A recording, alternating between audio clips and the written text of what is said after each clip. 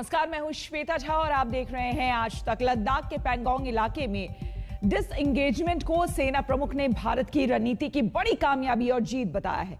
इससे विवाद के दूसरे इलाकों पर भी चीन बात करने पर मजबूर होगा। एक वेबिनार में सेना प्रमुख जनरल नरवणे ने पैंगोंग की जीत को समझाने के बाद पाकिस्तान को भी हरकतों से बाज आने की दो टूक।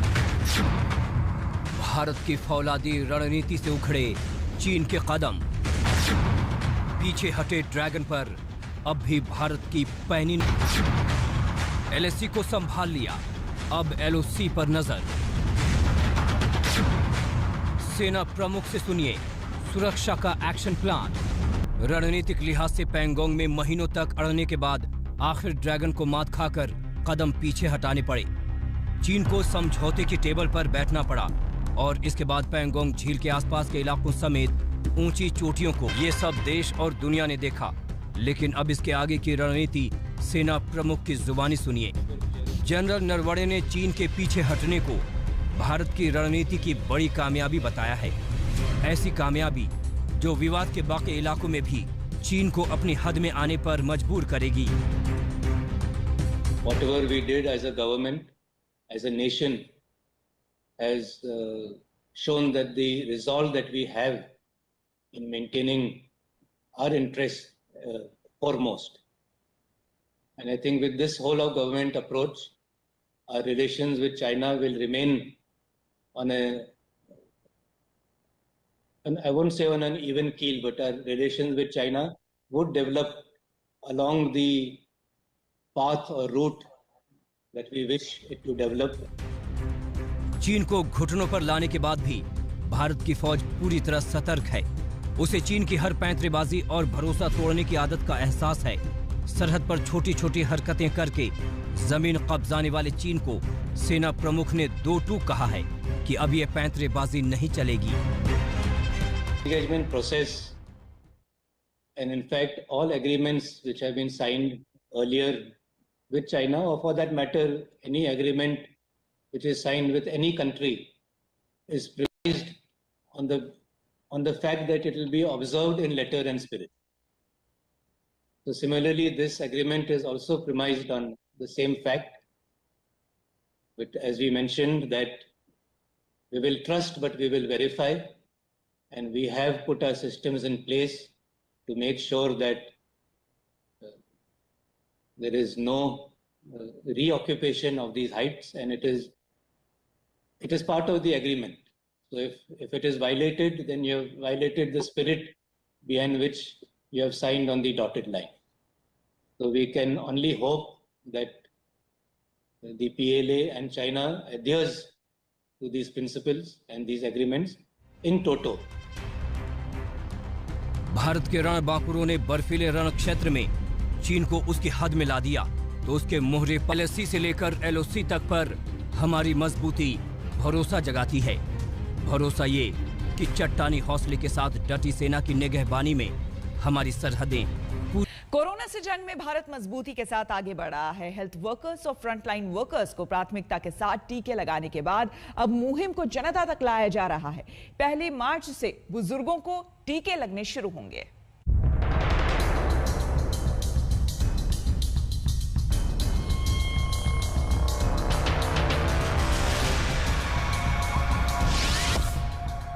कोरोना पर अब सीधी जंग होगी शुरू। वैक्सीन के लिए आ गया जनता का नंबर। 1 मार्च से हजारों केंद्रों पर टीकाकरण। एक तरफ देश के 5 राज्यों में कोरोना एक बार फिर सिर उठा रहा है तो ठीक उसी वक्त कोरोना पर वार करने की मुकम्मल तैयारी भी हो चुकी है। पूरे देश में एक साथ जनता के लिए कोरोना वैक्सीनेशन शुरू होने वाला है। इसके लिए बड़े पैमाने पर तैयारी की गई है। देखिए क्या है सरकार का पूरा एक्शन प्लान। 1 मार्च से 60 साल से ज्यादा उम्र वालों को वैक्सीन दी जाएगी। 45 साल से ज्यादा उम्र वाले ऐसे लोगों को भी वैक्सीन दी जाएगी जिनको कोई बीमारी है। 10,000 सरकारी केंद्रों में वैक्सीनेशन फ्री होगा। 20,000 से ज्यादा निजी अस्पतालों और नर्सिंग होम में आपको कीमत चुकाकर टीका हासिल होगा। निजी अस्पताल कितना पैसा लेंगे ये 2-3 दिन के भीतर तय हो जाएगा। 10,000 सरकारी केंद्रों पर और लगभग 20,000 से भी ज़्यादा प्राइवेट केंद्रों पर, हॉस्पिटल्स में ये टीकाकरण होगा। और उसमें सबसे बड़ा फैसला ये है कि जो 10,000 सरकारी केंद्रों पर जाकर टीका लगवाएंगे, कोई भी हो, उसको मुफ्त टीका लगेगा। सरकारी हॉस्पिटल में मुफ्त लगेगा, सरकारी केंद्रों पर, और प्राइवेट में जो लेंगे उनको अर्थात उसका शुल्क देना पड़ेगा। केंद्र का सटीक प्लान तैयार है। सरकार वैक्सीन निजी कंपनियों से खरीदकर राज्यों को देगी। 14 जनवरी को देश में वैक्सीनेशन का काम शुरू हुआ था। अब तक 1 करोड़ से ज्यादा लोगों को वैक्सीन लग चुकी है। बेहतर बात यह है कि वैक्सीन का कोई साइड इफेक्ट देखने को नहीं मिला है। 1,07,67,000 1,07,67,000 लोगों को टीकाकरण हुआ है। दुनिया में सबसे तेज हुआ है और प्रैक्टिकली बहुत ही इनसिग्निफिकेंट नंबर में कंप्लेंट नहीं आई कहीं भी। सरकार ने सही वक्त पर टीकाकरण में निजी सेक्टर को शामिल कर लिया है। इसमें बड़ी आबादी तक तेजी से टीका पहुंचाना मुमकिन होगा। दिल्ली से मिलन शर्मा के साथ आज तक ब्यूरो। बंगाल में अब सियासी दांवपेच के बीच कोरोना पर भी सियासत होने लगी है। ममता बनर्जी ने फ्री वैक्सीन पूरे राज्य के लोगों को लगाने का ऐलान कर दिया है, लेकिन जिम्मेदारी केंद्र पर डाल दी है। पीएम को चिट्ठी लिखकर ममता बनर्जी ने मांग की है कि केंद्र पूरे पश्चिम बंगाल के लिए वैक्सीन दिलाए। लेकिन उससे पहले सियासी जोर आजमाइश चरम पर है। हर दांव खेला जा रहा है, हर पासा फेंका जा रहा है। सियासत के इसी संग्राम में अब बंगाल में एंट्री हुई है वैक्सीन की। जी हाँ, अब बंगाल में कोरोना की वैक्सीन भी सियासत का सबब बन रही। ममता ने खेला सियासत का वैक्सीन दांव। केंद्र से मांगी पूरे राज्य के लिए वैक्सीन। ममता की दलील, सबको फ्री वैक्सीन लगाएंगे। ये वो चिट्ठी है जो ममता बनर्जी ने पीएम नरेंद्र मोदी को लिखी है। इसमें पूरे राज्य के लिए वैक्सीन दिलाने की मांग की गई है। ममता ने लिखा है, हम राज्य के हर शख्स को फ्री वैक्सीन देना चाहते हैं। चुनाव से पहले सबको वैक्सीन लगनी चाहिए।